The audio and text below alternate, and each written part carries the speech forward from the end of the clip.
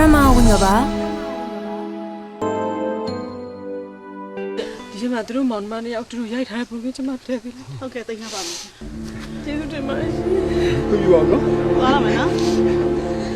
သမီးလားသမီးလားသမီးလား သမီးရဲ့မကောပါနဲ့သမီးရဲ့